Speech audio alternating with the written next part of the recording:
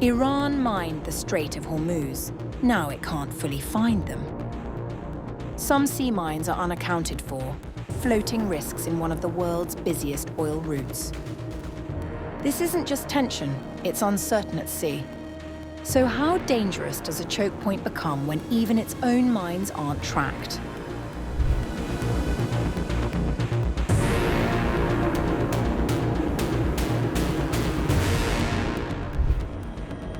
Iran is facing mounting difficulty in reopening one of the world's most critical oil choke points, with fresh reports suggesting that even its own naval command may have lost track of sea mines deployed in the Strait of Hormuz. The development comes at a time of heightened regional tensions, raising fresh concerns over maritime safety and global energy stability.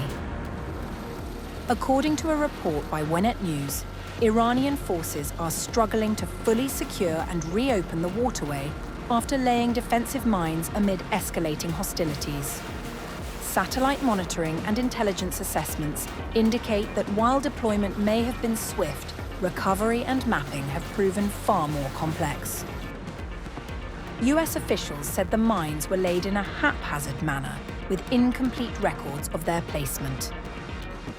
Some devices are believed to have drifted, making detection and removal even more difficult. While Iran has left limited corridors open, allowing select vessels to pass, reportedly at a cost, these routes remain restricted and potentially hazardous. The Strait of Hormuz handles nearly a fifth of global oil shipments, making any disruption a matter of immediate international concern. US officials suggest that the issue extends beyond routine mine clearance. Instead, it points to operational confusion. Iranian naval units reportedly cannot locate the exact placement of several mines, raising the risk of accidental detonation, navigational hazards, and a prolonged delay in reopening one of the busiest shipping lanes in the world. Some of the mines deployed by Iran are currently unaccounted for, complicating efforts to ensure safe passage through the strait. The United States Navy has reportedly increased surveillance and reconnaissance operations in the area, closely monitoring Iranian movements and potential risks to commercial shipping. Western officials warn that even a limited number of unaccounted mines could delay reopening efforts for days or even weeks, particularly if sweeping operations require international coordination.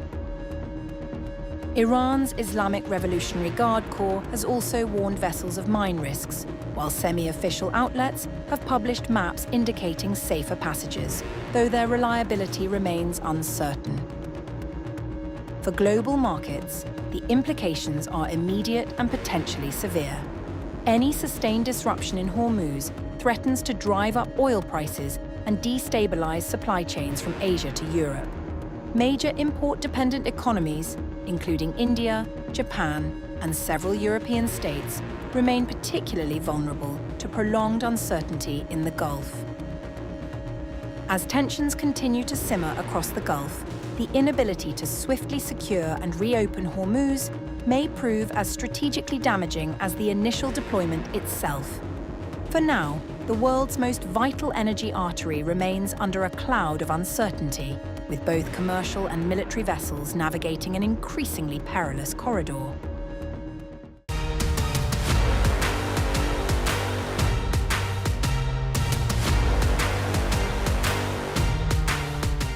Iranian state media says the Islamic Revolutionary Guard Corps Navy has released a map guiding ships around sea mines in the Strait of Hormuz, even as conflicting reports leave the waterway's status deeply uncertain.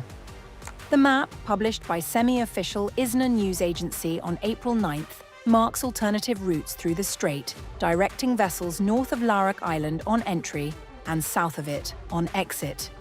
It was a rare public acknowledgement that Iran had mined one of the world's most critical shipping corridors during its war with the United States and Israel. Yet within hours of that map's release, Iran's state broadcaster Press TV declared the strait fully closed, with tankers being turned away. One vessel, the Aurora, made an abrupt U-turn upon approaching the strait's exit and returned to the Persian Gulf. Shipping data told a similar story. On April 8th, only 4 vessels with their trackers switched on managed to pass through at all. The strait normally carries a fifth of all traded oil and natural gas. Since the war began on February 28th, that flow has slowed to a trickle, with Iran threatening to target any vessel it deemed connected to the US or Israel. The spot price of Brent crude was trading around $98 on April 9th, up roughly 35% since the conflict began. Iran's Deputy Foreign Minister, Saeed Khatibzadeh, told the BBC on April 9th that Tehran would restore passage through the strait once the US ended what he called its aggression in the region and Israel halted its strikes on Lebanon. Iran would need to work with Oman and the international community on a protocol for safe passage to ensure it was not misused by warships. However, according to multiple reports, vessels trying to cross Hormuz were greeted with warnings such as, "Any vessel trying to travel into the sea will be targeted and destroyed." That message, received by several ships attempting to transit the strait, underscored why maritime traffic had ground to a near halt despite the ceasefire announced Tuesday between Iran, the US, and Israel. Meanwhile, peace talks between Tehran and Washington are due to begin on April 10th in Islamabad. Whether the mines come out of the water and when normal shipping resumes may well be the most consequential item on the table.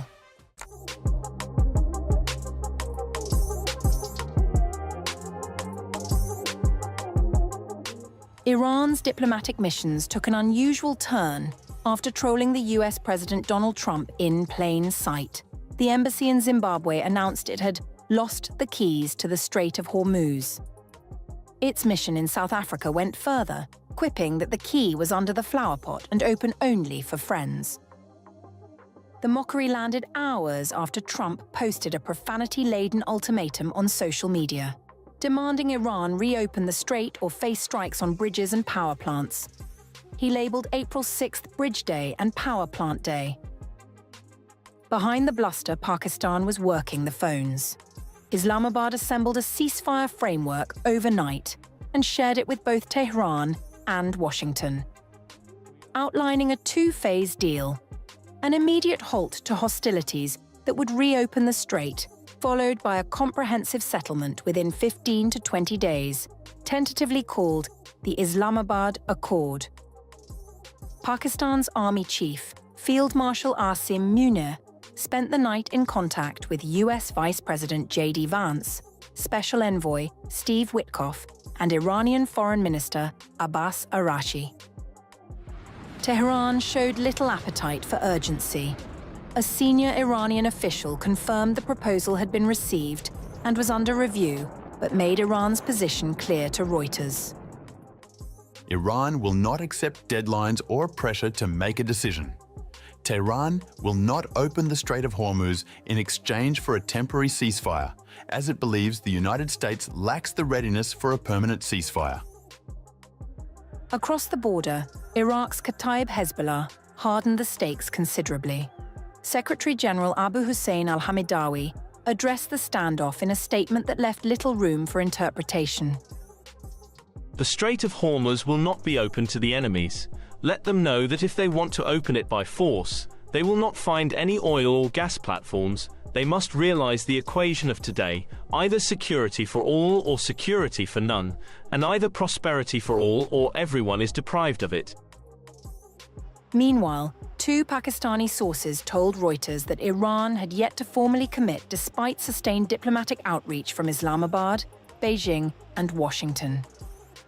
With Trump's deadline expiring soon and no response from Tehran, the Islamabad Accord remains, for now, a proposal without a signature.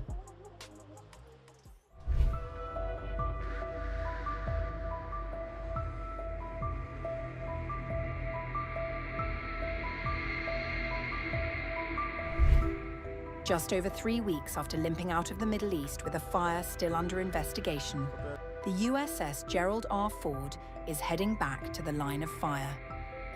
The US Navy announced on April 2nd that the supercarrier had completed repairs at the port of Split in Croatia and was ready to sail, closing out a 5-day stop that followed an earlier assessment visit to Suda Bay. in Greece. The Navy was characteristically bullish about the ship's readiness. Gerald R. Ford remains poised for full mission tasking in support of national objectives in any area of operation. What that statement leaves out is rather more telling than what it includes. The fire that forced the carrier out of the theatre in mid-March burned for up to 30 hours, longer than the notorious USS Forrestal fire of 1967, which raged for around 24 hours.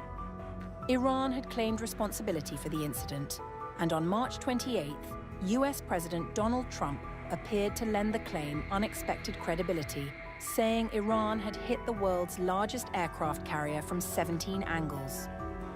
The Pentagon moved swiftly to dismiss both accounts, maintaining the blaze was an onboard accident with no connection to enemy action. What is not disputed is the scale of the damage. More than 600 sailors lost their bunks. The crew was unable to do laundry, and washing was reportedly airlifted to other ships. And analysts who examined the damage were blunt about what the Croatia repairs actually covered. They are probably mostly repairs to the laundry and surrounding berthing spaces, laundry equipment, insulation, lighting, internal bulkheads. The repairs likely don't include the launch and recovery systems, propulsion systems, or combat systems. In other words, the Ford is going back to war with its combat systems untouched, but its crew is still sleeping in a ship that has not been fully restored from a fire that took over a day to put out. The timing raises harder questions. By March 30th, the Ford had already been at sea for 279 days, deployed since June 2025, pushing towards the post-Vietnam War record of 294 days. Clark noted that under normal circumstances, a carrier deploys for one 7-month period every 3 years, with a maintenance window of 6 months to a year upon return. The Ford has blown past that schedule entirely. The ship also still requires deck modifications before it can operate the F-35C, meaning it returns to the fight with that capability gap unaddressed.